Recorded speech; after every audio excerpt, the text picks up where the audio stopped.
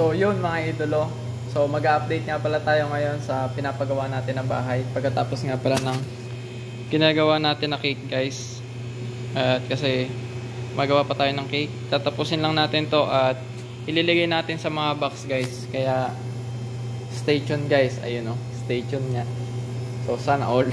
Stay tuned. So abang-abang lang guys. At maya maya mag-edit tayo guys. Para naman may upload tayo sa kasunod ng video natin nung nakaraan guys. So yun guys. At tingnan na natin yung pinapagawa natin na bahay. Tatapusin lang natin to at mag-edit na tayo. So yun. Tara! So sa step by step nga pala na pagpapagawa natin ng bahay guys. Sa nakaraang video natin ay nakapag-asintada na ang tatay sa taas at nakulong na nga pala yung taas ng bahay natin guys. Paano natambakan na rin yung paikot ng bahay natin. Hindi pa naman totally na puno yung tambakin natin guys at marami pa tayong panambak na kakailanganin dito sa paikot ng bahay. Dahil nga konti lang yung budget natin, hindi natin pwedeng iligay lahat ng budget natin sa gastusin sa panambak lang guys. Ang pinakamagandang gagawin natin sa natitira nating budget guys, habang bakante pa rin si Kiamani, unahin na natin guys yung pagpapagawa ng spandrel natin guys, dahil kailangan na rin na gamit yung mga tuntungan na ginawa ng mga tatay na kawayan guys. May posibilidad na mabulok lamang guys yung mga ginawa at masayang lamang guys. Ito na nga pala spandrel na pinagpipilian namin guys, isang woodlook guys at isang page guys. Mas mura nga pala yung page dyan guys kaysa sa woodlook. Yan nga pala nagtototal na ng mga bibili natin guys. Hindi naman kalakihan ng budget natin ay paniguradong dito pa lang sa spandrel guys boost na yung budget natin. Ayos lang din dahil sa kahit pa unti-unti natatapos itong bahay na pinapagawa namin guys. So konti lang naman yung diferensya ng presyo nila guys, kaya pinili na lang namin yung woodlook guys. Pakita ko na rin sa inyo guys yung mga total ng mga nagastos namin. So yan yung mga resibo ng nagastos namin. Pagpasensyahan nyo na nga pala guys at ipapakita ko lang sa inyo yung mga total ng resibo guys. Pinapamili natin ngayon at sa susunod na matapos itong bahay natin ay sasabihin natin at kukumpute natin lahat ng mga nagastos natin. Pasensyahan nyo na talaga guys at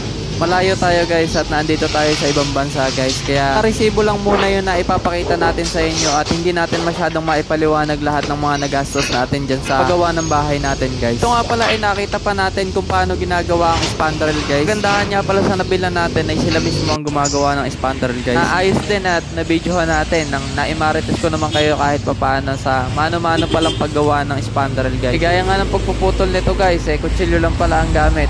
Kala mo'y parang naghihiwa lang ng baboy si Manong Tautin kay Manong napakagandang idea niyan para mapabilis ang trabaho. Yung babalo-balok tutun lang yun tapos na. Diba? Kaya naman pala na-videohan ni Madam yan at naimarites tayo ng konti pa pala nilang matapos yan at ibebenda lang naman yung gilid niyan tapos na yan guys. Dahil nga may bayad din naman ng deliver di siya at hinintay na rin ng mga tatay. Paano panggasolina rin yun makakatipid din tayo ng kahit paano diba? Yun lamang ang kagandahan sa pagpapagawa ng bahay guys na hindi nagmamadali. Lagi nyo rin tatandaan na sa bawat pangarap nyo na gustong matupad na naandyan palagi ang salitang trust the process at ika nga be patient. It's organic. Ay siya iba na yata yun. Gago! Baliw ka yata Diyan nga pala dumating na mga tatay sa bahay guys at dala-dala na rin yung spandrel. Kita nyo guys na sinisimulan na rin ng mga tatay na pagkabit ng spandrel guys. Kita natin yung resulta ng ating binili na spandrel. Bagay nga ba sa pinapangarap natin na bahay?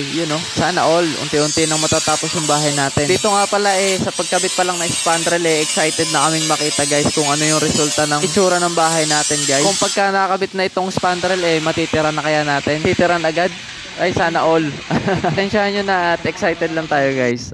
Pagkabit naman pala ng spandrel na to guys is dalawa lang silang gumagawa nito. Kiamani at saka ang tatay guys. Ang tatay naman ng helper guys ang tatay ang siyang tigaputol nito sa baba guys ng spandrel na gagamitin sa taas ni Kiamani. Sa mga hindi pa nakakakilala kay Kiamani, pala ang pinsan namin na isa sa mga gumagawa dito sa bahay namin at maaasahan sa paggawa ng bahay namin guys. Pero nagpapasalamat ako sa kanya guys dahil sa tutuusin lang kahit linggo guys at pahinga niya pagka tinawagan namin siya, pumupunta siya at gumagawa dito sa bahay guys. Doon pa lang kung iisipin nyo napakalaking tulong na kung paano pa kaya na idagdag natin na bihin natin na per kontrata ang gawa niya dito sa paggawa sa bahay namin guys. Paniguradong matagal-tagal pa itong matatapos tong bahay na pinapagawa namin. Paniguradong hindi sasapat yung mga budget na naiipon namin guys. Kung mapanood mo man to Kuya Manny nagpapasalamat ako sa iyo ng sobra-sobra sa paggawa sa pinapangarap namin na bahay. O yun at okay na yun at baka tayo maiyak pa. Ayun So ito na nga pala yung finished project na spandrel natin, guys. Sobrang excited namin na makakabit yung spandrel. Pagkakabit naman ng spandrel, isip mo na ay marami pa ulit kulang. Kala namin pagka naikabit na spandrel gaganda na yung itsura ng bahay. Napasabi kami na mukhang kailangan ulit natin mag-ipon Sa susunod naman yung palitada at bintana na.